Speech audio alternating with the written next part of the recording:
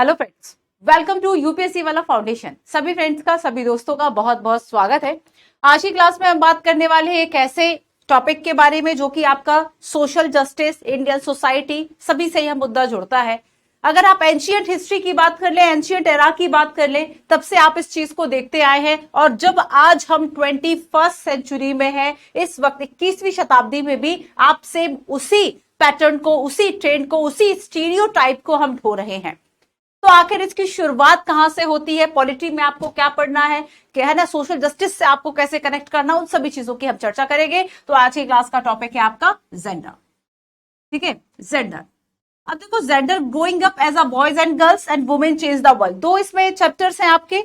देखो इसमें कौन कौन से चैप्टर्स हैं कि किस तरीके से आखिर हम देखते हैं कि हमारी जो सोसाइटी है उसमें 4 और 5 वर्ष के बाद किस तरीके से जो मेल होंगे, जो फीमेल होंगे, उनके बढ़ने के जो तरीके हैं, उनके समझाने के जो तरीके हैं, उनके सोसाइटी के अटेंड करने के जो तरीके हैं, अब डिफरेंट हो जाते हैं। तो किस तरीके से आखिर ये बड़े होते हैं, किस तरीके से ये जो पहले तो बच्चा है दोनों, लेकिन उसके बाद कैसे वह स्त्री पुरुष में कन्वर्ट होते हैं, इन सभी चीजों की बात जो है वह हम करेंगे। ठीक है, तो चलो सबसे फर्स्ट जो चैप्टर है उसे हम देखते हैं, gender.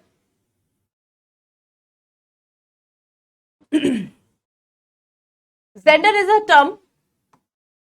Gender is a term that you may often have heard. It is a term, however, that is not easily understood. It tends to remain distant from our life, our restriction, our discussion during training programs. ठीक है, तो यहां पर हम देखते हैं कि जब हम जेंडर की बात करेंगे बच्चों, तो यहां पर देखो ये एक ऐसा शब्द है जो हम सभी सुनते हैं। ठीक है, तो यहां पर हम अपने समाज में जो सुन रहे हैं, जेंडर डिस्क्रिमिनेशन जो सुन रहे हैं, आखिर ये वर्ड जो है, जेंडर वर्ड जो है, वह आया कहां से, है ना। तो बेसिकली हम देखते हैं कि हम क्या हैं, हम क्या पहनते हैं, हम कहां आते जाते हैं, ठीक है, कहां पर हम पर रिस्ट्रिक्शंस लगी हैं, ये सारी चीजें तय कर देती है कि जेंडर उसका क्या होगा। फॉर एग्जाम्पल, अगर स्कूल से सीधे घर आने की जो एक रेस्ट्रिक्शन है, जो एक बाध्यता है, वह किस पर है, लड़कियों पर है ना। तो उनके लिए घर का आंगन, स्कूल का आंगन, है ना, उनके लिए बहुत ऐसा डिफरेंस नहीं रहेगा। वो जैसे ही जाएंगी तुरंत, अगर 12 बजे उनका स्कूल ऑफ हुआ, सीधे आके घर। लेकिन लड़कों के पास और भी ऑप्शंस बचपन से ही शुरू हो जाते हैं, जैसे कि वह उस स्कूल से लेके घर के बीच की जो सड़क है वहां पर घूम सकते हैं, साइकिल चला सकते हैं, दौड़ सकते हैं, खेल सकते हैं। ये ऑप्शन लड़कियों के पास नहीं है। तो हम यहाँ पर देखते हैं कि हम कौन है, हम क्या हो सकते हैं, हम कहां जा सकते हैं, है ना। हम यहाँ पर देखते हैं कि who we are and what we will become, what where we can go and where not, the little choice available to us and those we eventually make. Our understanding of gender is often based on the family and society that we live in. हमारे अंदर ये जो term आया, हमारे अंदर ये जो समझ आई कि हम कहां जा सकते हैं, कहां नहीं जा सकते, ये समझ हमारे अंदर कहां से आती है, सोसाइटी से आती है। तो जो सोसाइटी है वो हमें इस बात को बताती है कि हम क्या हैं। देखो कुछ क्वेश्चंस जो हमारे समाज में शुरू से ही पैदा हो जाते हैं, हु वी आर, जैसे कि हम मान लेते डॉक्टर, इंजीनियर की बात करें, लड़का है फुटबॉलर बनेगा, क्रिकेटर बनेगा, हम ये सारी बातें लड़कियों के बारे में नहीं कहते। क्यों? तो हम क्या होंगे, हम क्या है, ये सारी बातें जेंडर निर्धारित करता है पहले शुरू में, जब तक आप इस चैलेंज को तोड़ते नहीं है, है ना। Who we are and what we will become, and what we will become. साथ ही हम देखेंगे वेयर वी कैन गो और नॉट। ये सारी चीजें कौन तय कर रहा है बच्चों, ये इवेंचुअली हमारी सोसाइटी तय कर रही है, हमारी सोसाइटी तय कर रही है, हमारी फैमिली तय कर रही है। क्योंकि सोसाइटी में ही हमारी फैमिली, ऐसे सोसाइटी के आप देखेंगे कि हर एक जगह पर अलग अलग तरीके की जो सोसाइटी में स्टीरियोटाइप्स है वह अलग होते हैं। उनका संबंध सेम होता है कि भाई लड़की है तो उसको घर में रखना है, लेकिन आप देखेंगे कि अंतर जो है, कहीं कहीं ज्यादा रिजिड होते हैं, कहीं कहीं ज्यादा स्टीरियोटाइपिंग जो उनकी सोसाइटी है वह कहीं पर कम है थोड़ा सा, लेकिन हर समाज में आप इस तरह की चीजों को देख पाते हैं। ठीक है, तो यही शब्द है बच्चों जेंडर, है ना, यही शब्द है जेंडर। अब यहां पर आप बात करते हैं, अब सुनो, ये तो यहां पर बहुत छोटी सी बात हुई। ठीक है, आगे ये एक छोटा सा टॉपिक हुआ एनसीईआरटी के अकॉर्डिंगली, हमारे लिए बड़ा टॉपिक है। क्यों? क्योंकि आपके लिए सोशल जस्टिस, इंडियन सोसाइटी, है ना, ये इन सभी जगह से ये जो मुद्दा है वह जुड़ता है। आप देखोगे कि करंट अफेयर में जो सरकार ने, गवर्नमेंट स्पेशली वुमेन्स के लिए जो स्कीम्स चलाई आप उसको लिख लीजिए। देखो इसका हमें यूज कैसे करना वो मैं आपको बता रही हूं। आप बेसिक इसका यहां से समझ पाएंगे कि आखिर जेंडर का मतलब क्या है। ठीक है, जब हम बायोलॉजिकली देखते हैं या सोसाइटी नॉर्म्स देखते हैं तब उसमें क्या डिफरेंस आता है, शुरुआत कहां से होती है, तो बेसिक आपका यहां से सारा तय हो जाएगा। लेकिन जब हम जेंडर पैरिटी की बात करेंगे, जब हम जेंडर गैप इंडेक्स की बात करेंगे, यूपीएससी ने पूछा भी है जेंडर गैप इंडेक्स जो है वह कौन पब्लिश करता है, कमेंट करके बताओ। तो यहां पर देखो ये सारी चीजें आपको उसको करंट अफेयर से जोड़ के पढ़नी है। मेंस में क्वेश्चन आएगा कि जो वल्नरेबल जो सेक्शंस होते हैं, जैसे कि हम बुजुर्गों की बात करें, हम बच्चों की बात करें, हम महिलाओं की बात करें, उनके लिए सरकार क्या कर रही है, उनकी क्या प्रॉब्लम्स है। सोशल जस्टिस में ये टॉपिक आपके इस तरह से कवर हो जाएगा। तो जब कभी भी एक टॉपिक को पढ़ते हो उसका होल 360 डायमेंशन थोड़ा देख तो लो कि भाई ये हमारे यहाँ पे काम आएगा। बस यही आपकी जो स्टडी है ना वो आपकी यूपीएससी की डिमांड के अकॉर्डिंगली हो जाती है। ठीक है, तो यहां पर बस यही बातें हमें याद रखना है। चलो एक क्वेश्चन दिखाती हूं। Which of the following would you accept as the most appropriate features of gender role? अगर हम ये देखें जेंडर भूमिकाओं की, जेंडर भूमिकाएं जो जेंडर रोल हमारे तय होते हैं उसकी सबसे ज्यादा विशेषता कौन सी है? The subordinate of women based on the assumption of superiority of man, पुरुषों की श्रेष्ठता की धारणा के आधार पर महिलाओं की अधीनता, ये जेंडर रोल है, ये तय करेगा। Cultural and social meaning attach to being masculine and feminine, है ना। अगर हम आप समाज में जो एक स्त्री पुरुष की धारणा देखते हैं, ठीक है, ये जो धारणा है वह सांस्कृतिक है, सामाजिक है। Chromosomal and hormonal differences that cause inevitable difference in the behaviour of man and women, है ना, कि अगर हम क्रोमोसोम और हार्मोनल का जो अंतर देखें वो एक तरीके से पुरुष और महिला में एक स्पष्ट जो अंतर, एक अपरिहार्य जो कभी पूरा नहीं हो सकता, इस तरह का एक इनवाइटेबल जो डिफरेंस है वह पैदा कर देता है। तो यहां पर जेंडर रोल की विशेषता क्या है? देखो बच्चों, अभी हमने देखा कि हम क्या है क्या नहीं, हम क्या पहनेंगे, कहां जाएंगे, कहां नहीं जाएंगे, क्या कर सकते। अच्छा, एक बहुत न्यूज़पेपर जब आप पढ़ेंगे तब आपको बहुत सी चीजें मिल जाती हैं। वहां पर एक जैसे आप चुटकुला टाइप का कुछ थोड़ा सा देखते, एक आध लाइन कुछ लिखी होती है, उसमें एक लाइन लिखी हुई थी एक मजाक वाले सेक्शन में कि सिगरेट पीने से लड़कों के फेफड़े खराब होते हैं लेकिन लड़कियों का कैरेक्टर खराब होता है। इसका मतलब क्या है कि सोसाइटी ने ये जो चीजें है वह तय कर दी है ना। अब यहाँ पर मैं प्रोत्साहन नहीं दे रही कि नहीं भाई लड़कियां भी जो है वह सिगरेट पीने लगे। दिल्ली पर आमतौर पर आपको महानगरों में इस तरह की स्टाइल देखने को मिल जाती है, लेकिन वो भी शायद बहुत कम मिलती है। लेकिन फिर भी क्या है कि सोसाइटी के एक तरीके से एक जो नॉर्म्स है, जो टर्म्स है वह बन गए कि कौन सा काम जो है वह कौन करेगा तो वह सही है ना। तो यहाँ पर हम देखेंगे बच्चों की, यहाँ पर ये जो आपका जेंडर रोल है, जानते हो ये क्या है? Cultural and social meaning attach to being masculine and feminine. तो यहां पर आंसर इसका क्या है? ऑप्शन नंबर बी है। ठीक है, अच्छा देखो कि जब हम यहां पे बात करते हैं, कुछ एक दो इंपॉर्टेंट पॉइंट्स मैं आपको बताती हूं। यहां पर देखो कि ये जो जेंडर आप सुनते हैं, ठीक है, इसका मतलब क्या है? फॉर एग्जाम्पल आप मेल फीमेल की जब आप बात करते हैं, ठीक है, फीमेल मेल की बात करते हैं, जब हम सेक्सुअली बात करते हैं तब हम देखते हैं ये क्या है? एक बायोलॉजिकल ट्रेट है, ये बायोलॉजिकल है, ये एक बायोलॉजिकल ट्रेट हो सकता है, बायोलॉजिकल अवधारणा हो सकती है फीमेल मेल। ठीक है, और यहां पर हम देखेंगे कि यहां पर फीमेल और मेल होना तय कैसे किया जाता, तो बेसिकली इसमें फोकस किया जाता है किस पे? क्रोमोसोम्स पर एंड फिजिकल एजम्पशंस पर। ठीक है, एंड फिजिकल। साथ ही हम देखेंगे कि देखो बच्चों, ये तो हुआ आपका जब आप फीमेल और मेल भरते हैं अपने फॉर्म में, है ना, फॉर्म में जब फिल करते हो तब ये बायोलॉजिकल ट्रेट हो गया कि जैविक रूप से आप क्या हैं, है ना, जैविक रूप से जो है आप क्या हैं। तो यहां महिला पुरुष हो गया। लेकिन जब अब हमने बात की किसकी? लिंग बोध की, यानी जेंडर की। अब भाई ये जो आपका लिंग बोध है बच्चों, ये कैसे निर्धारित हो रहा है? तो याद रखना इसके कल्चरल एंड सोशल मीनिंग है, इसके कल्चरल एंड सोशल मीनिंग है। अब यहां पर आप मीनिंग है, ठीक है, यहां पर देखो, अब यहां पर फीमेल मेल नहीं कहेंगे, यहां पर हम कह दें कि भाई ये मर्द को दर्द नहीं होता टाइप की कहावत है। तो ये कहां से आएंगी? ये जैविक रूप से आएंगे या ये सोशली आएंगे? डेफिनेटली, है ना।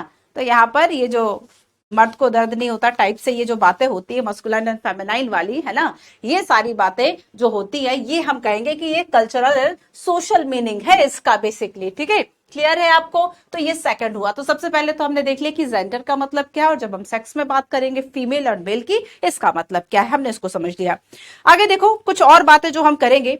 अच्छा देखो, शुरुआत से मैं आपको बता दूं बच्चों कि जब हम देखते हैं कि चाहे हम अपनी क्लासरूम्स में, सबसे पहले तो हम बात करते हैं एकदम बेसिक की, कि जब आप बहुत छोटे थे, है ना, मैं जब बहुत छोटा था तब वाली बात हम करते हैं।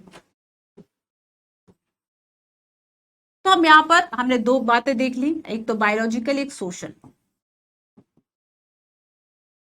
बायोलॉजिकल क्या इसके ट्रेट्स है, नॉर्म्स है, और यहां पर हमने सोशल एंड कल्चर की बात कर ली। ये तो हमने इस वर्ड को समझ लिया। ठीक है, अब आगे हम देखेंगे, आगे यहां पर हम बात करेंगे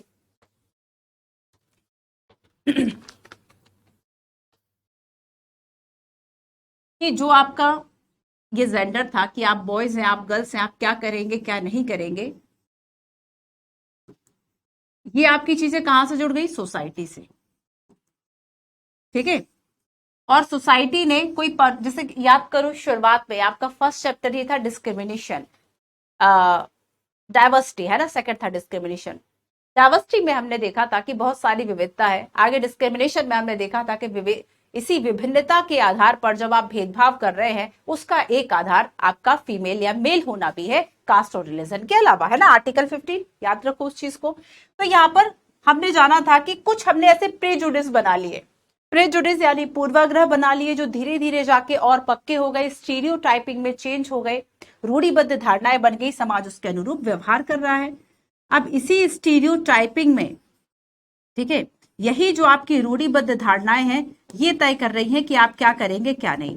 फॉर एग्जाम्पल हमने देखा था कि अगर मैं कहूं कि सॉफ्ट स्पोकन, ठीक है, अब ध्यान से सुनना, अगर मैं कहूं आपसे सॉफ्ट स्पोकन किसके पास होना चाहिए, फॉर गर्ल्स, है ना, बॉयज के लिए क्या होना चाहिए, ये राउडी राठौर टाइप की जो चीजें हैं ये बॉयज, फॉर बॉयज।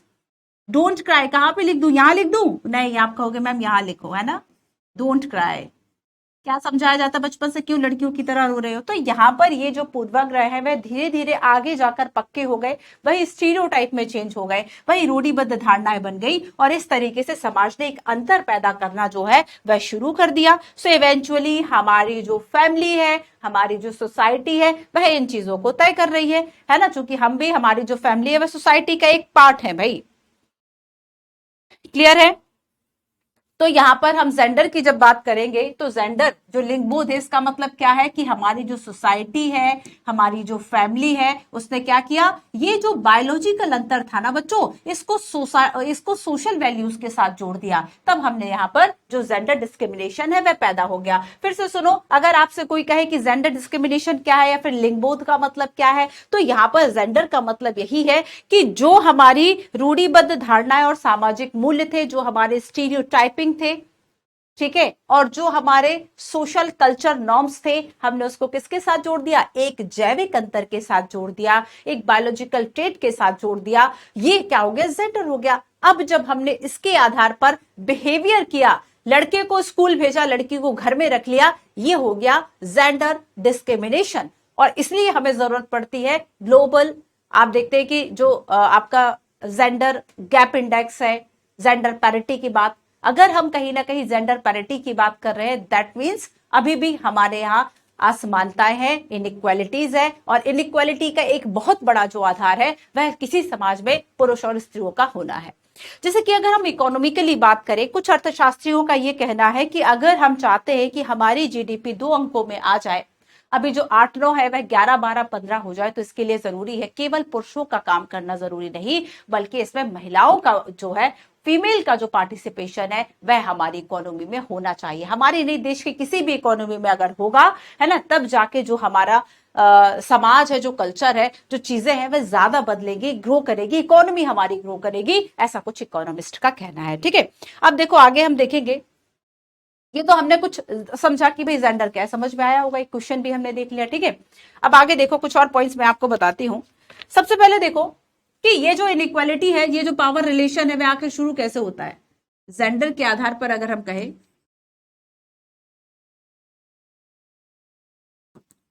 ये जो इनइक्वालिटी है उसका सीधा संबंध जानते हो किससे? ये असमानता का मतलब है पावर रिलेशन से।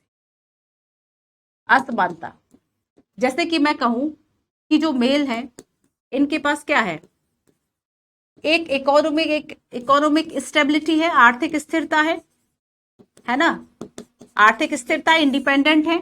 तो यहां पर जो फीमेल्स है, फीमेल के पास अगर ये पावर नहीं है, वे इंडिपेंडेंट नहीं है, तब आप क्या कहेंगे, क्या उसके पास पावर रहेगा? तो इंडिपेंडेंट होना है ना, इंडिपेंडेंट होना और स्पेशली इकोनॉमिक रूप से इंडिपेंडेंट होना, फाइनेंशियल इंडिपेंडेंट होना एक बड़ी बात होती है। अगर आप ये सोचे कि आप पर किसी का नियंत्रण ना हो, अगर ये सोचे कि आप पर किसी का नियंत्रण ना हो, या फिर आप अपने डिसीजन खुद ले पाए, जैसे कि स्वामी विवेकानंद ने कहा था कि अगर आप ये चाहते हो कि आप महिलाओं के लिए अच्छे डिसीजन लोगे, आप मत लो, वो ऐसा खुद कर लेंगे, बस उन्हें शिक्षा का एक मौका दो, है ना। तो यहाँ पर चाहे हम गांधी जी की बात करें, चाहे हम विवेकानंद की बात करें, यहाँ पर उनके द्वारा, दोनों के द्वारा इस बात को कहा गया था कि जो फीमेल्स है उनको एजुकेशन मिलना चाहिए, वे उस पक्ष में थे, ठीक है।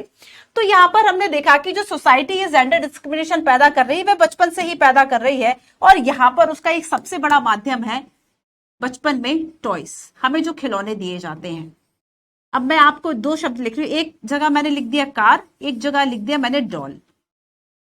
अब आपको क्या लग रहा है, अगर मैं यहाँ पे लिख दूं कि कार जो है वह बॉयज को, गर्ल्स को खेलने के लिए दी जा रही है, डॉल बॉयज को खेल, अब कहीं कहीं अपोजिट हो जाए, वो बहुत अलग मुद्दे हो सकते हैं। लेकिन इसके अलावा आप अगर देखेंगे तो जनरली ऐसा कोई नहीं करता। यहां पर हम देखेंगे तो कार किसके लिए, फॉर बॉयज, है ना। बचपन से ही सिखा दिया जाए कि बड़े हो जाओ, तुम्हारे अंदर बस तुम्हें कार खरीदनी है, तुम्हें कार चलानी है, ठीक है, या तुम्हें इसका मैकेनिक बनना है, या फिर तुम्हें इसको डिजाइन करना है, तुम्हें इंजीनियर बनना है। तो ये बचपन से किसके अंदर भाव पैदा किया जा रहा है, टॉय देके। गर्ल्स को डॉल दी जा रही है भाई, उन्हें बताया जा रहा है कि आपको वेल बिहेव्ड होना है, वेल ड्रेसअप होना है, सॉफ्ट स्पोकन होना है, ये उसको डॉल दी जा रही है। उसको इन चीजों से दूर रखा जा रहा है, उसको क्या किया जा रहा है, इन चीजों से दूर रखा जा रहा है ना। तो यहां पर ये क्या है बच्चों, जेंडर डिस्क्रिमिनेशन बहुत बचपन से ही जो है वह हमारी सोसाइटी हमें शुरू करने लगती है। So toys become a way of telling child that they will have different future, है ना। तो यहां पर हम क्या कर रहे हैं कि जो टॉयज है वह एक मीडियम बन रहा है, जिसके माध्यम से हम बॉयज एंड गर्ल्स ये बता रहे हैं, हम उन्हें, अपने बच्चों को ये बता रहे हैं, जनरेशन को ये बता रहे हैं आने वाली, कि उनका जो है वह डिफरेंट फ्यूचर है। ठीक है, क्लियर है इतना। अब इसके अलावा देखो,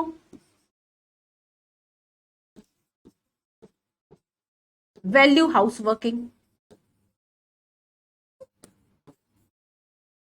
की एंड काम मूवी देखी, उस तरह की मूवीज में एक मैसेज ये दिया जाता है कि भाई जो गर्ल्स हैं, ठीक है, या जो हम फीमेल्स की बात करें, ठीक है, हम अपने घर में अपनी जो माँ है उनकी बात करें, अगर आप देखते हैं कि वो कितना काम करती हैं, लेकिन उसके बाद क्या है, ये कह दिया जाता है समटाइम्स कि भाई वो क्या करती हैं, कुछ नहीं करती, मतलब घर का काम कुछ नहीं होता। तो यहां पर ये जो प्रॉब्लम है कि अगर वह काम कर रही है तो यहां पर क्या है, उनके काम को वैल्यू नहीं दी जा रही है, उनका जो हाउस वर्क है ना, उसको टेक इट ग्रांटेड बेसिकली लिया जाता है। लेकिन अगर आप उसी के लिए 5 नौकर लगाएंगे तो वहां पर आपको उसको पे करना होगा, है ना, उसको आपको पे करना होगा। तो यहां पर यह कहा जाता है कि अगर वह काम कर रही है ना, अगर उनकी अर्थव्यवस्था में भागीदारी है, हम कहें सोसाइटी में भागीदारी, तो ज्यादातर वो हाउस, आप देखेंगे हाउस वाइफ्स हैं, है ना। तो यहां पर अगर वह वर्किंग नहीं है, अगर वह घर का काम कर रही है, तो इसको क्या किया जाता है, अंडर वैल्यू किया जाता है। ठीक है, इसको क्या किया जाता है, अंडर वैल्यू किया जाता है। तो यहां पर यह भी एक प्रॉब्लम है, ये भी एक प्रॉब्लम है कि उनका जो काम है उसको उसकी वर्क की श्रेणी में नहीं गिना जाता। और इसलिए जब हम इंटरनेशनल लेबर ऑर्गेनाइजेशन की एक रिपोर्ट देखते हैं, उसमें यह कहा जाता है कि अगर कोई वर्किंग वुमेन है तो वह एक पुरुष से 200% काम करती है ज्यादा। क्यों? क्योंकि उसे वर्क भी देखना है, वर्किंग प्लेस भी देखना है, और जो हाउस होल्ड वर्क है वह भी उसको देखने हैं। ठीक है, तो यहां पर ये सारी चीजें आपको क्या बताती है कि हमारी सोसाइटी में किस तरीके से बचपन से हमें टॉयज के माध्यम से ये बताया जाता है कि हमारा फ्यूचर डिफरेंट है। और जब आफ्टर हम देखते हैं कि जब वह घर को संभालती हैं तो ये जो उनके केयर टेकर वाले काम है ना, ये सारे जो उनके काम है, हाउस होल्ड वर्क है, उसको अंडर वैल्यू किया जाता है, उसको किसी भी तरह का कोई प्रोत्साहन है वह नहीं दिया जाता है। ठीक है, और यहाँ पर आईएलओ की एक रिपोर्ट हो गई। चलो आगे हम देखते हैं। तो हम कहते हैं इसको डिवैल्यू किया जाता है, इसको रिकॉग्नाइज ही नहीं किया जाता है, इसको रिकॉग्नाइज नहीं किया जाता है, डिवैल्यू किया जाता है। ठीक है,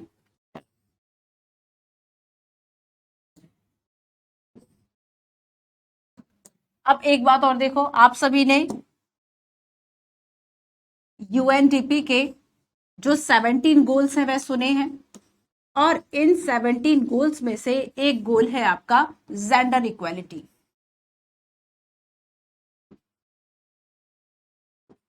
जेंडर इक्वालिटी, ठीक है, लिंग समानता,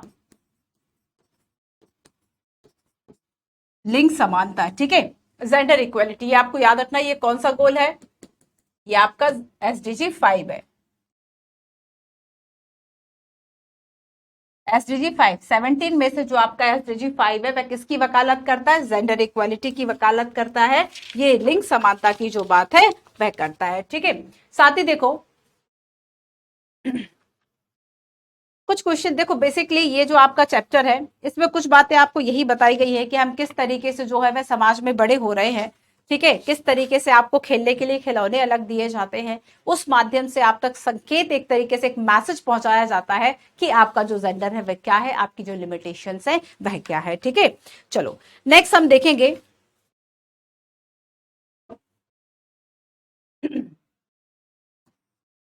देखो हम देखते हैं कि हमारी जो सोसाइटी है वह किस तरीके से एक जो डिफरेंट रोल है वह हमें बचपन से सिखाना शुरू कर देती है टॉयज के माध्यम से, है ना। तो हम सोसाइटी के द्वारा ही यह सीखते हैं कि वैल्यू मैन एंड वुमेन जो है वह कैसी है, डिफरेंट है। तो हमारे जो रोल्स हैं वह कैसे हैं, जो रोल्स हैं वह भी डिफरेंट है। और अगर हम अपने मूल्यों की बात करें, वही वैल्यू हो गया ना कि सिगरेट पीने से जो है एक पुरुष के फेफड़े खराब होते हैं, लेकिन महिला का जो है वह एक तरह से कैरेक्टर खराब होता है। ठीक है, तो यहाँ पर ये डिफरेंट वैल्यू हुई तो हो गई इस समाज की, है ना। तो ये क्या है बच्चों की, अगर रोल्स की बात करें, वैल्यूज की बात करें, तो क्या होगी ये तय करेगा आपका जेंडर। क्यों, क्योंकि सोसाइटी ने वो बना रखे हैं।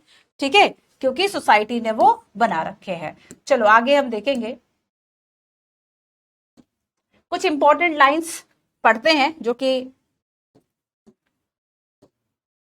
सोसाइटी में clear distinctions between boys and girls from an early ages, usually given car for boys and girls को डॉल दिया जा रहा है। ठीक है, this difference is created in the smallest and most everyday things such as the how girls and boys dress, what game boy should play, how girl need to talk softly, boy need to be tough.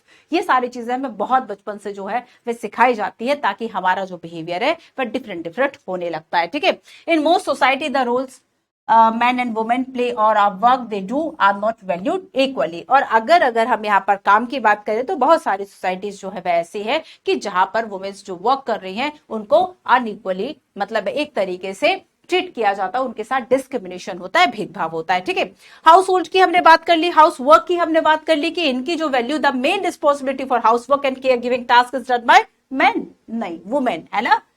ये बात आपको याद रखना। अगर सोचो, आप खुद सोचिए बच्चों, आपको देखो ऐसा आंसर मिल जाएगा। अगर यहां पर मान लो आपको ये लास्ट वाला पॉइंट ना भी मैं दिखाऊं, तब भी आप समझ जाओगे कि आगे की लाइन किसके लिए लिखी हुई है। बस यही तो हमारी सोसाइटी ने हमें बचपन से सिखा दिया है ना, यही सोसाइटी जो है उसने हमें बचपन से सिखा दिया। तो यहाँ पर जैसे आप देखोगे कि लोग बहुत सारे व्हाट्सएप पे स्टेटस लगाते हैं। कभी कभी जो लड़कियां यूपीएससी की तैयारी गई, पता चला उनकी शादी हो गई, फिर वो फ्रस्ट्रेट हो गई अपने ससुराल में जाके, उसके बाद वो स्टेटस लगाती हैं इस तरीके के, है ना। वो फिर वहां पे जेंडर इक्वालिटी की जो बात है वह करती, क्योंकि वह यूपीएससी की तैयारी करके गई थी, उन्होंने जेंडर इक्वालिटी पढ़ लिया था गलती से। तब यहाँ पर यह है कि भले ना सिलेक्शन हो पाए, लेकिन आप स्टेटस तो अपना लगा के अपनी बात कह ही सकते हैं, डेमोक्रेसी है, सबको अपनी बात कहने का अधिकार है ना। तो यहाँ पर इस तरह के स्टेटस उनके द्वारा लगाए जाते हैं, जो देखने को भी मिल जाते हैं हमारी सोसाइटी में कुछ लोगों के द्वारा। एक स्टेटस लगाया हुआ था जो मुझे याद है, जिसमें ये लिखा हुआ था कि अगर हम क्लीनिंग की बात करें, ठीक है, फूड की बात करें, खाना कुकिंग की बात करें, तो यहाँ पर ये सारी जो है ना वो एक तरीके से एक हैबिट्स है, ये हैबिट्स है, ये जेंडर रोल नहीं है ना। ये दोनों काम कर सकते हैं। ऐसे अगर आप साफ सफाई का काम करो तो जरूरी नहीं है कि आपके घर में जो सिस्टर है या फिर मदर है, वही जो है आपका घर साफ करे, है ना, आपका कमरा साफ करे, आप भी कर सकते हैं। अगर आप पुरुष हैं, आप लड़के, आप भी साफ कर सकते हैं। तो यहाँ पर जो है ये मेन हमारी जरूरतें हैं, ना कि ये जेंडर रोल है कि नहीं आपको तो आदत ही नहीं है पूरे दिन, क्योंकि आपको पबजी खेलना है, फोन चलाना है, पानी भी जो है वह आपकी मम्मी ला कर देगी। तो यहाँ पर ये जो डे केयर वाली भी जो छोटी छोटी सी चीजें हैं, ये आप खुद से नहीं करना चाहते। क्यों? क्योंकि यहाँ पर ये वाली लाइन आपको पता है कि care giving task is done by my mother और सिस्टर, है ना। For this they does not have to be paid for, the society devalue this work। और यहाँ पर अगर हम सोसाइटी की बात करें तो यहाँ पर उसको इस चीज के लिए जो इक्वली एक तरह से ट्रीटमेंट है, इक्वली जो वैल्यू है वह नहीं दी जाती है। ठीक है, चलो साथ ही हम देखेंगे, एक क्वेश्चन देखते हैं। Social equality refers to, social equality सामाजिक समानता, when resources in a given society are distributed evenly। ठीक है, अगर संसाधनों को समान रूप से वितरित किया जाए तभी सोशल इक्वलिटी होगी। The constitution say that being male or female should not become a reason for discrimination। संविधान कहता है कि पुरुष या महिला होना भेदभाव का कारण नहीं बनना चाहिए। इक्वलिटी अचीव दिस तो treating people different dependent on need. क्या लिखा हुआ है तीसरा, देखो अब यहां पर थोड़ा सा एक कॉन्सेप्ट आ गया, जरूरत पर निर्भर लोगों के साथ अलग व्यवहार करके समानता इसे हासिल किया जाता है। अब देखो ये वाला एक इंपॉर्टेंट रोल आपको सिखा जाएगा। सोशल इक्वलिटी का मतलब ये हो सकता है सामाजिक समानता का, जब आपने समाज में डिस्ट्रीब्यूशन जो किया रिसोर्सेज का, संसाधनों का, वह एक समान रूप से किया, चाहे महिला हो पुरुष हो किसी भी वर्ग का हो, उसके पास रिसोर्सेज है, उसके पास हेल्थ फैसिलिटीज है, उसके पास एजुकेशन फैसिलिटीज है। तो ये सारी चीजें क्या हो गई, इसको हम सोशल इक्वलिटी कहते हैं। ठीक है, सेकेंड हम कहते हैं कि कॉन्स्टिट्यूशन कहता है कि मेल और फीमेल हो, ये एक डिस्क्रिमिनेशन का रीजन नहीं बनेगा। आर्टिकल 15, ठीक है, आर्टिकल 15 ठीक है ना। आप देखो आर्टिकल 15 पढ़ चुके हैं, याद है आपको? नहीं याद, नहीं याद है तो प्लीज रिवीजन करो। Equality achieve this through treating people different dependent on need. याद है आपको, मैंने आपको इक्वलिटी, है ना, समानता और समता की हमारी बात हुई थी। यहां पर हमने देखा था कि अगर हम देखते हैं कि मान लीजिए कुछ ऐसे पर्सन्स है समाज में, कुछ ऐसी कम्युनिटी है, कुछ ऐसे वर्ग हैं जो कि बहुत पीछे हैं, तो सबसे पहले तो इन्हें मेन स्ट्रीम में लाने के लिए कुछ स्पेशल प्रोविजन किए जाएं। और अगर ये स्पेशल प्रोविजन जो किए जा रहे हैं उसको हम इक्वलिटी नहीं, उसको हम इक्विटी कहते हैं। ठीक है, उसको हम क्या कहते हैं, समता कह सकते हैं। समानता और समता में अंतर है। समता का मतलब होता है कि भाई जरूरत, मतलब जैसी जरूरत है वैसे, जैसे कि अब बॉयज को सुरक्षा की जरूरत नहीं है ना, सुरक्षा की जरूरत किसको है? ज्यादातर हम सोसाइटी में देखेंगे, ज्यादातर जो अत्याचार है फिर सारी चीजें ज्यादातर वुमेन्स के साथ अगर हो रही है, ज्यादातर वर्ड मैंने लगाया, ऐसा नहीं है सभी के साथ हो रहा है, लेकिन यहां पर हम देखेंगे कि वुमेन्स के साथ ज्यादा हो रहा है। तो ऐसे में क्या है बच्चों, अगर उनको स्पेशल जो विशेष सुविधाएं अगर दी जा रही हैं, किसी प्राइवेट कंपनी में अगर जो वुमेन्स है, फीमेल्स है, अगर वो जॉब कर रही है, तो गवर्नमेंट कुछ गाइडलाइंस जारी कर देती है कि 10 बजे के बाद आपके जो भी जो आपके फीमेल आपके यहाँ वर्कर्स है उनको घर छोड़ने की व्यवस्था कंपनी करेगी। अब ये बॉयज के लिए नहीं करेगा, वो तो आराम से घूमते टहलते मौज मस्ती काटते हुए जा सकते हैं, लेकिन यहाँ पर गर्ल्स के लिए क्या है, फीमेल्स के लिए एक खतरा है, एक असुरक्षा है। और ऐसे में विशाखा गाइडलाइंस आपने सुनी होंगी, है ना। तो बच्चों ये सारी चीजें क्या है कि अगर मान लीजिए डिफरेंट डिपेंडेंट और नीड, उनकी आवश्यकताएं अगर अलग अलग है और यहाँ पर उसको उसके अकॉर्डिंगली ट्रीट किया, that is not equality, that is equity, है ना। ये क्या है, समता है, समानता नहीं है। सो यहां पर ये सोशल इक्वालिटी नहीं हुआ, ये इक्विटी हो गया। आंसर क्या होगा, 1 और 2। क्लियर है? चलो ये बताओ जरा, ग्लोबल जेंडर गैप इंडेक्स 2020 को हटा दो, अब आपका 23 आ गया। ठीक है, बताओ जरा।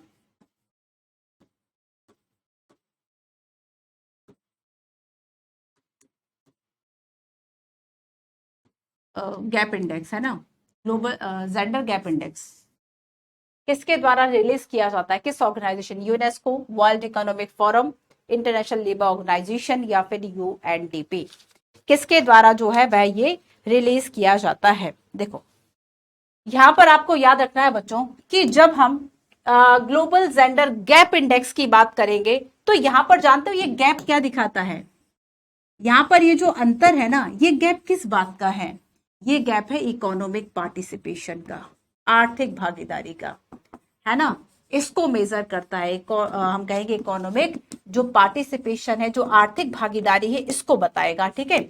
पॉलिटिकल एम्पावरमेंट ये बताएगा कि राजनीतिक रूप से जो वुमेन्स है उनका पार्टिसिपेशन क्या है, वह कितनी एम्पावर हुई है, वह कितनी एम्पावर हुई है, ठीक है। तो पॉलिटिकल एम्पावरमेंट जो है ये मेजर करेगा। इसके अलावा हम कहेंगे एजुकेशन क्या है और हेल्थ क्या है। इसके अलावा एजुकेशन एंड फोर्थ क्या है, हेल्थ एंड सर्वाइवल, ठीक है, हेल्थ एंड सर्वाइवल। अब देखो यहां पर चार बातें आपको दिख रही हैं। तो ग्लोबल जेंडर गैप इंडेक्स जानते हो क्या मेजर करता है? वह देखता है कि इन चारों कंडीशन में फीमेल और मेल के बीच में कितना गैप है, कितना अंतर है। बस इसी अंतर को ये मेजर करता है। अब तक आपने सोच लिया होगा ये काम कौन करेगा? World Economic forum. तो ग्लोबल जेंडर इंडेक्स जो है वह कौन पब्लिश करेगा? ये वर्ल्ड इकोनॉमिक जो फोरम है। और यहां पर याद रखना 2022 में एक रिपोर्ट आई थी, यही वाली जो आपकी ग्लोबल जेंडर गैप इंडेक्स 2022 है। इस रिपोर्ट में यह कहा गया था कि अगर हम जेंडर पैरिटी की बात करें, अगर हम लिंग समानता की बात करें, समता की बात करें, जेंडर पैरिटी की बात करें, तो अभी भी हमें लगभग 132 ईयर्स जो है वह लग जाएंगे जेंडर पैरिटी तक पहुंचने के लिए। तो ये इंडेक्स हमें ये बताते हैं, ये रियलाइज कराते हैं कि अभी भी हमारी जो सोसाइटी है 100 वर्ष से ज्यादा लग जाएंगे लगभग, है ना, जहां पर इक्वली तरीके से जो मैन एंड वुमेन है उनको इस तरह की जो चीजें हैं उसे फेस नहीं करना पड़ेगा। अगर आर्थिक रूप से सक्षम पुरुष है तो एक महिला भी हो सकती है। एजुकेशन जो है वह दोनों के पास हो सकती है ना। अगर हम राजनीतिक रूप से समानता या भागीदारी की बात करें तो यहाँ पे भी दोनों का पार्टिसिपेशन बराबर हो सकता था, कभी महिलाओं का भी तो ज्यादा हो सकता है ना। हेल्थ एंड सर्वाइवल की जो कंडीशंस है ये भी सभी को अवेलेबल है। तो यहाँ पर हमें 132 साल लग जाएंगे और आप इस तरह के आंकड़ों का जो इस्तेमाल है वो अपनी मेन साइंस राइटिंग में खूब कर सकते हो, ठीक है। इस तरह के डेटा, इस तरह के जो फैक्ट्स हैं आप इसको कर सकते हैं। अच्छा, जेंडर पैरिटी इंडेक्स की अगर हम बात करें, यूनेस्को पे आ जाओ। एक जेंडर पैरिटी इंडेक्स होता है, ठीक है, समता। तो ये यूनेस्को के द्वारा पब्लिश किया जाता है, ये यूनेस्को के द्वारा पब्लिश किया जाता है। और बेसिकली इसमें हम देखेंगे ग्लोबल एजुकेशन मॉनिटरी एक तरीके से एक रिपोर्ट भी लाई जाती है यूनेस्को के द्वारा, जो बाकी चीजों को मेजर करती है और बताती है जेंडर पैरिटी जो है वह कितनी है, ठीक है। चलो नेक्स्ट देखते हैं। नेक्स्ट इसमें जो इस यूनिट में चैप्टर है वह है वुमेन चेंज द वर्ल्ड, है ना। इसमें दो तीन वुमेन, जैसे कि हम राम सुंदरी देवी की बात करेंगे, पंडिता रमाबाई की बात करेंगे, ठीक है। तो ये सारे कॉन्सेप्ट कैसे आते हैं, क्या क्या इन्होंने किया, उसकी हम बात करते हैं। वुमेन चेंज द वर्ल्ड, ठीक है। तो यहाँ पर हमने देखा कि we saw how women's work in the home is not recognized as work. We also did doing household work and taking care of family member is a full-time job and there is no specific hour at which is begin or end. यहाँ पर आप देखोगे कि अगर आपके घर में, है ना, अगर आप अपने घर, सभी ने ये चीज देखी होगी कि यहाँ पर कोई वर्किंग आवर नहीं है कि नहीं मैं 5 या 6 घंटे ही काम करूंगी। अगर सुबह से काम शुरू होता है तो हो सकता है रात में उसमें 10 या 12 भी बज सकते हैं, अगर आपके घर में मान लीजिए कोई गेस्ट आ गए तो, है ना। तो यहाँ पर हम देखेंगे कि यहाँ पर कोई वर्किंग आवर नहीं है भाई, यहाँ पर कुछ फिक्स नहीं है, ये फुल टाइम जॉब है। और ऐसा फुल टाइम जॉब है जिसका कि किसी भी तरीके का रिकॉग्नाइजेशन नहीं है, किसी भी तरह का कोई स्पेसिफिक, इसके लिए हम कहेंगे कि जो मॉनेटरी एंड बाकी जो फैसिलिटीज हो सकती है वह नहीं है ना। साथ ही हम देखेंगे कि अगर हमें घर से बाहर की बात करनी हो तो घर से बाहर के जो ज्यादातर काम है वह पुरुषों के लिए तय होते हैं कि ठीक है वो इस काम को करेंगे, ठीक है, क्लियर है।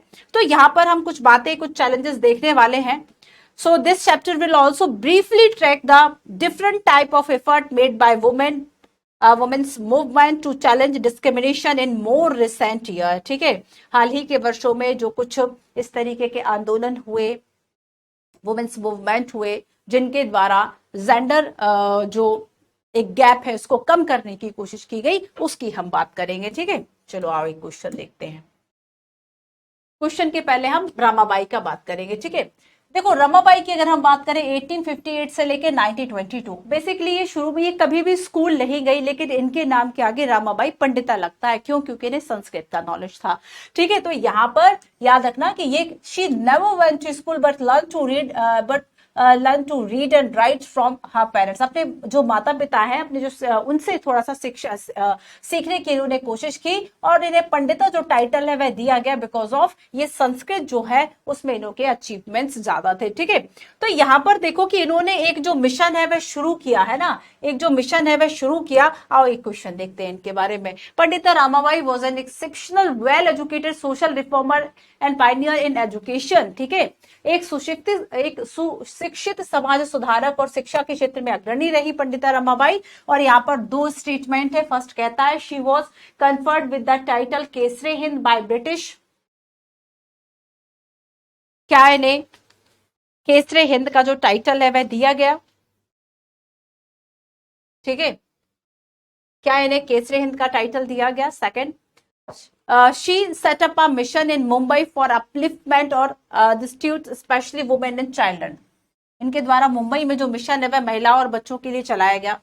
सेकंड रॉन्ग है, फर्स्ट स्टेटमेंट सही है कि इन्हें केसरी हिंद जो है 1919-20 के आसपास जो है एक उपाधि दी गई थी। यहाँ पर हम देखेंगे कि इन्होंने जो मिशन शुरू किया वह मुंबई नहीं बल्कि वह पुणे में था, पुणे के खेड़गांव था, है ना, पुणे में खेड़गांव मिशन था, वहां पर इन्होंने शुरुआत की थी। और साथ ही इस मिशन में उन्होंने कुछ इस तरह के स्कूल्स और बाकी संस्थाएं भी बनाई जहां पर जो विडो हैं और भी इस तरह की वुमेन्स है जिनके पास सर्वाइवल कंडीशंस नहीं है ना, एक तरीके से उनको एक सुरक्षित जो जगह है वह मिल सके, सरवाइव करने के लिए उनको एजुकेशन मिल सके, इसके लिए इन्होंने काफी प्रयास किए। सो यहाँ पर रमाबाई जो पंडिता है इनका नाम आपको याद रखना है, ठीक है। तो यहाँ पर देखो इन्होंने मिशन चलाया खेतगांव में, पुणे में खेतगांव के पास 1898 में। और यहाँ पर जो विडो और जो पुअर वुमेन्स थे इनको इनकरेज किया गया, ना केवल इनको लिटरेट होने के लिए, ना केवल कि आप बस शिक्षा प्राप्त करो, बल्कि उनको एम्पावर किया गया, उनको स्किल्स सिखाई गई, उनको इंडिपेंडेंट होने के लिए कहा गया। देखो अगर आप सभी चाहती हैं कि आप, पहले मैं भी ऐसा सोचती थी कि शायद लड़की, क्योंकि हम भी उसी सोसाइटी में पले बड़े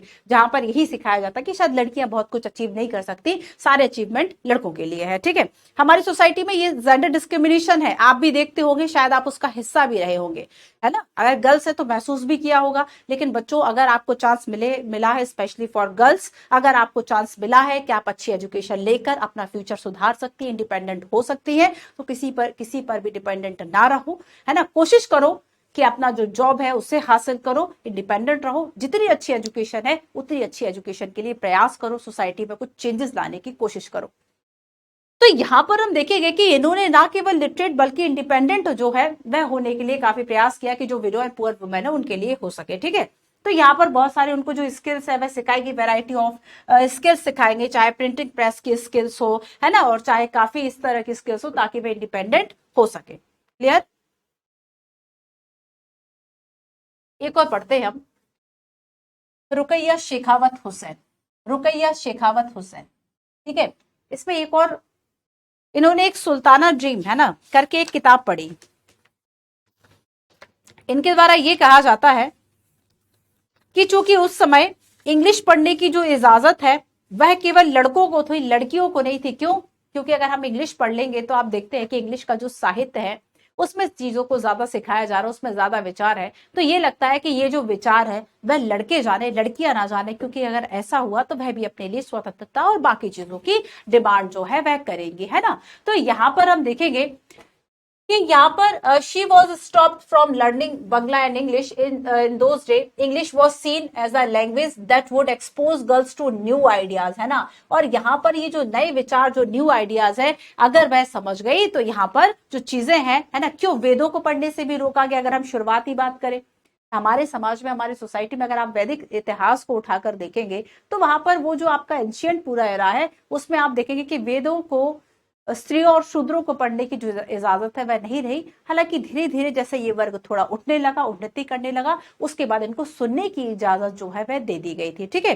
तो यहाँ पर हम देखेंगे कि इनके द्वारा जो रुकैया सखावत हुसैन थी, है ना, इन्होंने कहा कि लड़कियों को, मतलब इंग्लिश को एक ऐसी भाषा के रूप में देखा जाता था, जो कि एक नए आइडियाज दे रही है, और इसलिए यहाँ पर लड़कियों को पढ़ने के लिए इसको रोका जाता था। ठीक है, साथ ही देखो इन्होंने एक वो आगे लेखिका बनती है, राइटर बनती है, और उन्होंने एक जो सुल्ताना ड्रीम करके एक किताब लिखी, और उन्होंने यहाँ पर एक स्टोरी इमेजिन की। ठीक है, और यहाँ पर कहा लेडी लैंड, है ना, लेडी लैंड, यहाँ पर कहा कि एक ऐसी जगह है जो किसके लिए है, महिलाओं की है, लेडी लैंड है।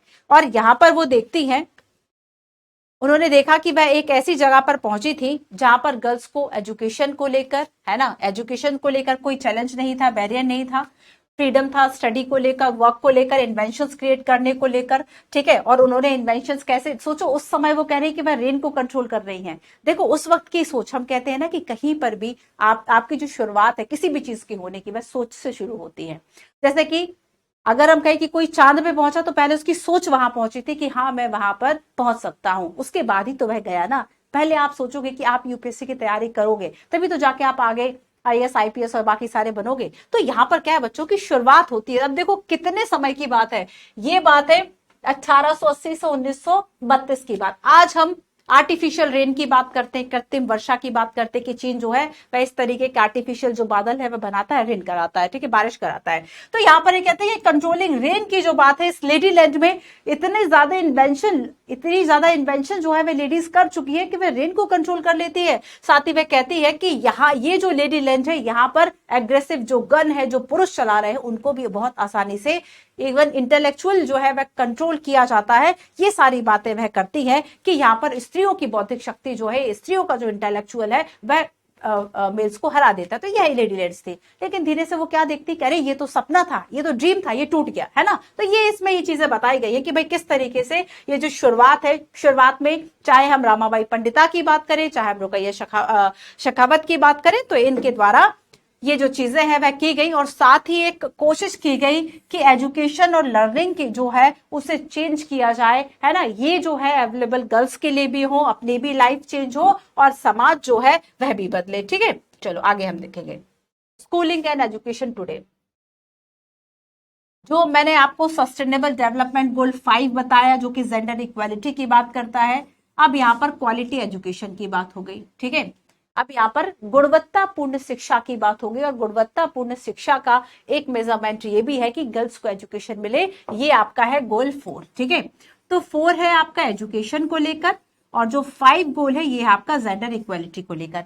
सरकार के द्वारा गर्ल्स के एजुकेशन के लिए बेटी बचाओ बेटी पढ़ाओ जो अभियान है इसको भी शुरू किया, है ना। बेटी बचाओ और बेटी पढ़ाओ जो अभियान है इसको भी शुरू किया।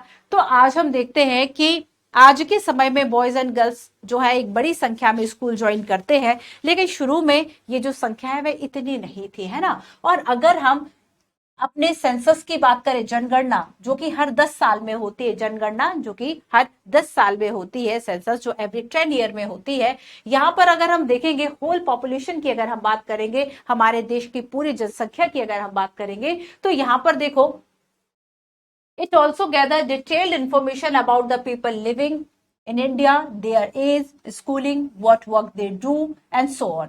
तो ये सेंसस आपको क्या क्या इंफॉर्मेशन देता है, आप कमेंट करके बताइए कि ये जो सेंसस है वह रेगुलर कब स्टार्ट हुआ और किसने इसको स्टार्ट किया। ठीक है, तो हम यहाँ पर देखते हैं बच्चों की जो आयु है, शिक्षा है, पढ़ाई है, ये सारी चीजों की जो जानकारी है हमें सेंसस से मिलता है। और हम इस इंफॉर्मेशन का यूज बहुत सारी चीजों को मेजर करने के लिए भी करते हैं, जैसे कि मैन एंड वुमेन का जो रेशियो है वह क्या है। ठीक है, मैन एंड वुमेन का जो रेशियो है वह क्या है। साथ ही देखो 1961 के अनुसार ये कहा जाता है, अकॉर्डिंग टू 1961 कि 40% जो बॉयज हैं, है ना, ये पढ़ सकते थे, 40% जो वुमेन है ये लिटरेट थे, पढ़ सकते थे।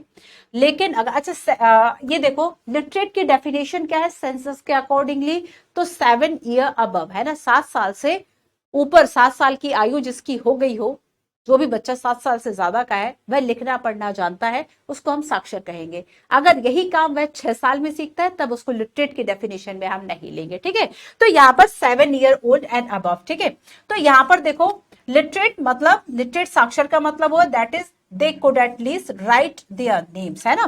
तो कंपेयर की अगर हम बात करें तो यहाँ पर 40% जो पुरुष है ना, इनके पास साक्षरता थी और 15% गर्ल्स के पास। अब देखो कहाँ 40 कहाँ 15, ये 1961 का डेटा है। आप इस तरह के जो डेटा है वो वुमेन एजुकेशन को बताने के लिए यूज कर सकते हैं कि कितना जो डिफरेंस है 1961 में था। और अगर आपको प्रोग्रेस दिखानी है कि अब जो शिक्षा है वह कितनी बढ़ रही है ना, अब शिक्षा आप देखेंगे, अरे भाई देश का सबसे कठिन परीक्षा कहा जाता है यूपीएससी, देख लो पिछले 10 वर्षों में देख लो, आपको लड़कों के नाम ठीक है भाई, बॉयज के भी है, ऐसा नहीं है, लेकिन आप देखोगे कि टॉप में आपको ज्यादातर गर्ल्स, अभी भी आप देखोगे टॉप 4 पे गर्ल्स है ना। तो यहाँ पर क्या है बच्चों, इस बातों से मतलब इन सभी रिजल्ट से आपको उत्साहित होना चाहिए, कॉन्फिडेंस आना चाहिए आप सभी में कि भाई हम भी कर सकते हैं ना।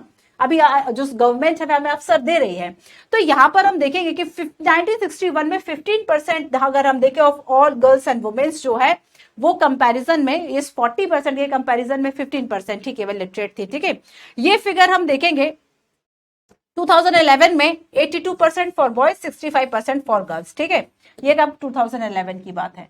इस तरह की फिगर आपको याद रखने, 82% एंड आपका सेकंड है 65%। ठीक है, ये वुमेन्स के लिए है। तो ये जो आपको दिखाई देता है, this means that the proportion of both man and women who are now able to read and have the least something amount of the schooling has increased, है ना। तो अभी जो व्यवस्थाएं हैं वो बढ़ रही हैं, अभी जो एजुकेशन की चीजें हैं वह बढ़ रही हैं। अब लास्ट देखो, लास्ट में आपको बताती हूँ। देखो बच्चों, अगर हम वुमेन्स की बात करते हैं तो बहुत सारे ऐसे वुमेन्स मूवमेंट होते हैं, लाइक अगर हम देखें लीगल रिफॉर्म्स के लिए, वायलेंस के लिए, ठीक है, जो आप देखेंगे घरेलू हिंसा अधिनियम, आपने सुना होगा डोमेस्टिक वायलेंस, है ना। ये अगर एक्ट आया तो उसके पीछे भी कई तरह के कैंपेन, कई तरह के मूवमेंट रहे, जिसके चलते गवर्नमेंट के द्वारा इस तरह के एक्ट लाए गए ताकि जो महिलाएं हैं वह समाज में सुरक्षित रह सके। अगर आप 1980 और 90 की मूवी देखेंगे, ज्यादातर उनका जो एक मैसेज रहता था, ज्यादातर उनका जो सब्जेक्ट रहता था वो रहता था डाउरी को लेकर, दहेज को लेकर। आपको पता होना चाहिए कि डाउरी का ये जो एक्ट आया था इसके लिए संयुक्त अधिवेशन हुआ था, इसके लिए क्या हुआ था, आपका ज्वाइंट सेशन हुआ था, आर्टिकल 108, है ना। तो यहां पर हम देखेंगे बच्चों कि this change have not happened automatically, women individually and collectively have struggle to bring about this changes. अगर हम ये देखेंगे कि सिचुएशन ऑफ जो वुमेन्स है, ठीक है, ये अगर इंप्रूव हो रही है तो ये अपने आप इंप्रूव नहीं हो रही है, चाहे हम कलेक्टिवली देखें चाहे हम इंडिविजुअली देखें। जैसे हम खुद को, मैं खुद को आगे बढ़ाना चाहती हूँ, ठीक है, मैं एम्पावर होना चाहती हूं, मैं इंडिपेंडेंट होना चाहती हूं, तो यहां पर सबसे पहले मैं क्या करूंगी कि भाई मैं पढ़ लिख कर उस जॉब को या फिर अपने लिए एक सेफ जो फ्यूचर है वह सेलेक्ट करूंगी इंडिपेंडेंट होने के लिए, है ना, कि मुझे किसी पर डिपेंड ना होना पड़े। तो यहां पर क्या है कि मैंने ये अपने व्यक्तिगत स्तर पर मैंने खुद को आगे उठाने के लिए प्रयास किया। इसके बाद मैं ये कोशिश करूंगी कि मुझसे जुड़ी हुई जो भी फीमेल्स है ना, मुझसे जुड़े हुए जो इस तरह का ग्रुप है, जो लोग हैं जिन पर मैं प्रभाव छोड़ सकती हूँ, जिनके लिए मैं वर्क कर सकती हूँ, उनको मैं सहयोग कर, मैं उनके लिए काम करूं। तो यहां पर जब आप देखोगे कि इस तरीके से ये जो चेंजेस आते हैं वह ऐसा नहीं कि ऑटोमेटिकली आ गए, या तो किसी ने इंडिविजुअली जो प्रयास किया खुद को उठाने के लिए, या फिर हमने कलेक्टिवली प्रयास किया सभी को उठाने के लिए। ज्यादातर हम देख गवर्नमेंट इस तरीके के प्रयास कैसे करेगी कि आप देखोगे हिंदू सक्सेशन अमेंडमेंट एक्ट 2005 लेकर आएगी, डाउरी जो है उसको प्रोहिबिटेड करेगी, है ना, इस तरह के एक्ट लेकर आएगी। आर्टिकल 39 जो कि कहता है इक्वल वर्क, है ना, equal pay for equal work की बात करता है, यूपीएससी इसको पूछता भी है। अब इसी तरह की तो चीजें हैं जो कि हमें इक्वलिटी की तरफ ले जाएगी, जो कि हमें यहां से आगे बढ़ाएगी। This struggle is known as the women's movement. Individual women and women's organization from different part of the country are part of the movement. Many men support the women's movement as well. ऐसा नहीं कि पुरुष इस चीज में सहयोग नहीं करते। आप देखोगे कि कहीं ना कहीं जो पुरुष हैं, हो सकता है कि वह ज्यादातर तो भाई फादर की अगर हम बात करें, है ना, तो लड़कियों के तो जो है वह फादर बहुत सपोर्ट कर रहे हैं कि ठीक है भाई पढ़ो, हो सकता है, पर बहुत कम परसेंटेज होता है कि आपके जो ब्रदर है, जो भाई है, वह ज्यादा सपोर्ट करें आपको पढ़ने के लिए, है ना, उनकी सोच उतनी विकसित नहीं हो पाती, सिस्टर के लिए नहीं हो पाती, हो सकता है अपनी डॉटर के लिए हो जाए। तो यहाँ पर आप देखोगे कि ऐसा नहीं है कि ये केवल वुमेन मूवमेंट है, बल्कि यहाँ पर बहुत सारे ऐसे मैन भी है जो कि इस चीज को सपोर्ट कर रहे हैं। The diversity, passion and effort of the involved mark it a very vibrant movement. Different strategy have been used to spread awareness, fight discrimination, seek justice. Here are some glimpse of this struggle. अब देखो यहाँ पर एक struggle की हम बात करते हैं, ठीक है, यहाँ पर ये जो सुप्रीम कोर्ट की सीढ़ियों पर फाइल्स बिछा के बैठी हुई है ना, आप देखेंगे ये सत्य रानी है, जो कि वुमेन मैम, ये क्या कौन है, ये सत्य रानी है, ये सत्य रानी है, ठीक है, एक एक्टिव मेंबर है वुमेन्स मूवमेंट की। और ये सुप्रीम कोर्ट की सीढ़ियों पे जो बैठी है ना, लीगल फाइल्स को इनके सराउंडिंग जो फैली हुई है, ये किस चीज के लिए प्रयास कर रही थी? इनकी जो बेटी है, ठीक है, इनकी जो डॉटर थी, वो डाउरी की वजह से उसकी जो हत्या है, उसका जो मर्डर है वह कर दिया गया था, ठीक है। और इसी वजह से ये प्रयास कर रही थी कि इन्हें न्याय मिल सके, डाउरी जो है वह खत्म हो सके, इसके लिए इन्होंने मूवमेंट चलाया, उसमें ये एक्टिव मेंबर थे, ठीक है। तो यहाँ पर इस तरह की जो चीजें हैं, इस तरह की जो चीजें हैं, इस तरह के जो मूवमेंट में चाहे छोटा एक प्रयास हो, चाहे बड़ा कलेक्टिवली जो प्रयास हो, वो इन सब चीजों को कम करता है, डिस्क्रिमिनेशन को कम करने की कोशिश करता है, ठीक है, इस तरह के कानून लाने की कोशिश करता है। अब देखो इसके अलावा क्या हो सकता है, हमने देखा मूवमेंट हो गया, हमने इसकी बात कर ली, कैंपेनिंग, इस तरह के जो अभियान है वह चलाए जाए, है ना, इस तरह के अभियान चलाए जाए, जैसे कि हम देखेंगे कैंपेन टू फाइट डिस्क्रिमिनेशन। देखो ये वाला जो पार्ट है ना, ये आपके सॉल्यूशन वाला पार्ट है। यूपीएससी हमेशा इसी तरह के पार्ट पूछता है कि अगर हम देखें तो पिछले 50 वर्षों में ऐसे कौन से एक्ट लाए गए, महिलाओं की स्थिति में जो है वह क्या सुधार हो सका, है ना। तो यहाँ पर ये सारी चीजें आपको कलेक्टिवली रूप से लिखनी होती है। बस यही से आपको अपनी जो सोच है उसको थोड़ा सा 360 घुमाना होता है कि प्रॉब्लम ये है, सॉल्यूशन ये है, गवर्नमेंट ने ये काम किया, इस तरह के मूवमेंट हुए, इस तरह के एक्ट आए, दैट्स इट।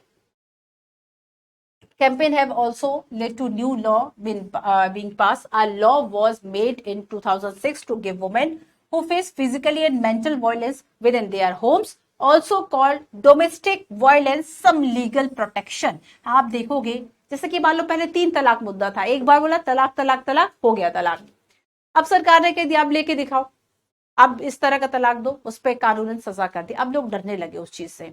तो यहाँ पर इस चीज को आप धर्म में नहीं बांट सकते कि नहीं भाई ये तो हमारा पर्सनल लॉ है ना, आप मुस्लिम के लिए इस तरह की चीजें नहीं कर सकते, बट गवर्नमेंट ने किया। तो यहाँ पर ऐसा नहीं है बच्चों कि केवल ये जो 3 तलाक का मुद्दा चूंकि मुस्लिम से संबंधित था, ये जो प्रथा है मुस्लिमों में थी, इस वजह से इसका विरोध हुआ। जब आप देखोगे कि हिंदू मैरिज एक्ट भी आया था, उस वक्त भी इससे कहीं ज्यादा विरोध जो है वह उस वक्त जो इस तरह के जो पोंगा पंडित टाइप के लोग थे उन्होंने किया था, है ना। तो यहाँ पर धर्म के माध्यम से अगर आपको कोई बदलाव लेकर आना है या फिर उसमें कुछ चेंजेस लाने हैं, अब वो बड़े मुश्किल हो जाते हैं। चाहे वह आप किसी के लिए भी करो, चाहे हिंदू में करो, आप मुस्लिम में करो, आप किसी भी जो और भी बाकी आपके रिलीजन से, उसमें अगर गवर्नमेंट चेंजेस करेगा, वहां से प्रॉब्लम लोगों को होनी शुरू हो जाती है, ठीक है। तो यहाँ पर देखो इस तरह के कई इफेक्ट्स किए गए। अगर हम आपने विशाखा गाइडलाइंस जो है वह सुनी होगी, यूपीएससी भी शायद इनसे पूछ चुका है इससे क्वेश्चन। तो हम देखेंगे कि 1997 में सुप्रीम कोर्ट ने कुछ जो गाइडलाइंस है वह फॉर्मुलेट की थी, जो कि वुमेन्स प्रोटेक्ट करती थी वुमेन्स को against sexual harassment at the work place and with in educational institutions, ठीक है। तो यहाँ पर उनके वर्क प्लेस पर अगर किसी तरह का अत्याचार हो रहा है उसके लिए किया गया था। 8 मार्च आप सभी ने सुना, नहीं सुना मैं बता देती हूँ, ठीक है। 8 मार्च अंतरराष्ट्रीय महिला दिवस, इंटरनेशनल वुमेन्स जो डे है वह सेलिब्रेट किया जाता है, ठीक है, ताकि जो वुमेन्स है वह साथ में आए इस चीज को मनाने के लिए, इस चीज को सोचे कि किस तरीके से अपने एम्पावरमेंट के लिए वो जो प्रयास है वह कर सकती है, उसमें उनमें अवेयरनेस आए, वह एजुकेशन के लिए आगे आए, ठीक है, वह लिटरेट होने के लिए आगे, वह एम्पावर होने के लिए आगे, वह स्ट्रगल करे इस चीज के लिए। चलो आप एक क्वेश्चन दिखाती हूँ, which of the following provision in the constitution of India are implicitly और एक्सप्लिसिटी, ठीक है, रिगार्डिंग वुमेन। तो आपको बताना है कि कौन से प्रावधान महिलाओं के संबंध में निहित या स्पष्ट है। Article 23, article 39E, article 51A और आर्टिकल 243। आपको बताना है कि इसमें ऐसे कौन से प्रोविजन है जो कि सीधे महिलाओं से संबंधित है। अगर हम आर्टिकल 23 की बात करें, आर्टिकल 23 क्या कहता है, prohibited force labour and human trafficking, prohibited force labour, जबरन श्रम आप नहीं करा सकते, and human trafficking. Human trafficking देखो मानव जो व्यापार होता है ना, ह्यूमन ट्रैफिकिंग, इसमें 70% जो विक्टिम्स है ना वो वुमेन्स होती है, 70% जो विक्टिम्स है वो वुमेन्स होती है, फीमेल्स होती है, ठीक है, फिर बच्चे होते हैं, पुरुष इसमें कम हो गए। तो यहाँ पर बच्चों अगर आर्टिकल 23 बात करें, ये इससे जुड़ा हुआ है, ह्यूमन ट्रैफिकिंग ये इससे जुड़ा हुआ है। आर्टिकल 39D इससे जुड़ा हुआ है, 39E नहीं। अगर हम 39D की बात करें, ये क्या कहता है? Equal pay for equal work. ठीक है, समान कार्य के लिए समान वेतन की बात करता है। समान कार्य के लिए, अब वैसे ज्यादातर तो ये चीजें नहीं देख पाते, ठीक है, यहां पर तो मैं नहीं देख पाती, बट हाँ ऐसा हो सकता है। और ऐसा है भी कि कई जगह पर आप देखेंगे कि काम दोनों सेम कर रहे हैं, पर जो मेल है उनको ज्यादा सैलरी दी जा रही है बजाय के फीमेल के। ठीक है, और इसका कारण कुछ नहीं है, हो सकता है काम ज्यादा अच्छा कोई और करता हो, लेकिन यहाँ पर आपको जो फायदा मिल रहा है वह केवल वही जेंडर डिस्क्रिमिनेशन वाला मिल रहा है, केवल जेंडर प्रायोरिटी को लेकर आपको मिल रहा है। ठीक है, आर्टिकल 51A की बात करें तो ये भी इससे संबंधित, इसमें ये कहा गया है, ठीक है, फंडामेंटल ड्यूटीज में ये कहा गया है कि जो भी ऐसी ट्रेडिशंस है, जो भी ऐसी प्रथाएं जो कि स्त्रियों के सम्मान के खिलाफ है, उसको रोका जाए। आर्टिकल 243 की बात करेंगे तो ये 1/3 रिजर्वेशन की बात करता है। 1/3 रिजर्वेशन की बात करता है किसमें? पंचायतों में, है ना, लोकल गवर्नमेंट में, पंचायतों में। आर्टिकल 243, तो यहाँ पर कौन कौन इससे संबंधित है? 1, 3 एंड 4, 2 नहीं है ना, 1, 3 एंड 4 जो है, याद रखना ये हमने पॉलिटी से जोड़ा है। आप इन सभी को यूज कर सकते हैं आंसर राइटिंग में। चलो आप इसको और देखते हैं।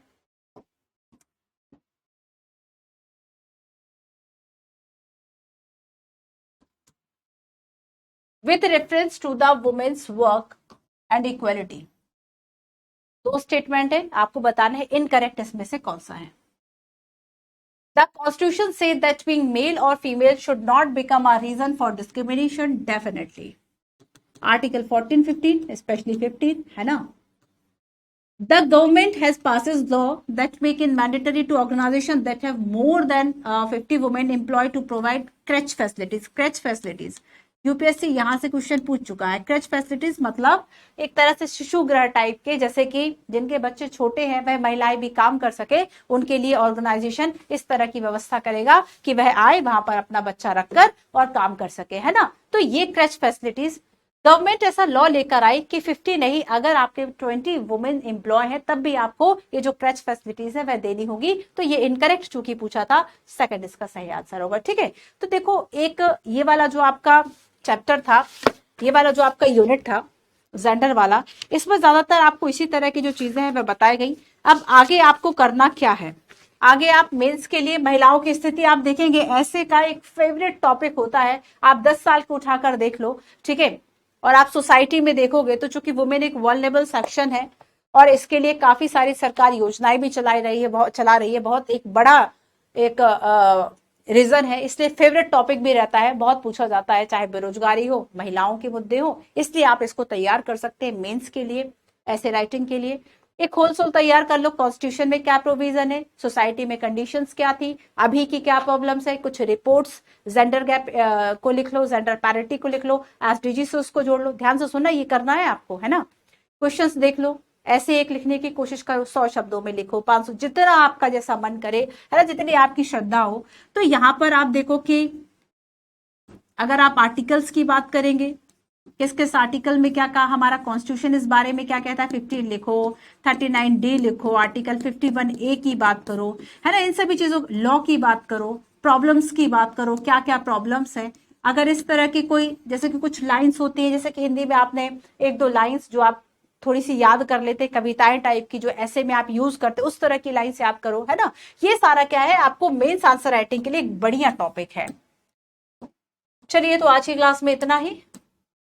आज हमने बात की कि भाई किस तरीके से हम बड़े होते हैं, कैसे जो जेंडर है ये शुरू होता है, वुमेन चेंज द वर्ल्ड, इसमें हमने 2-3 वुमेन्स जो है उनकी भी हमने बात की। ठीक है, तो आज की क्लास में इतना ही। आई होप आपको ये क्लास समझ में आई होगी।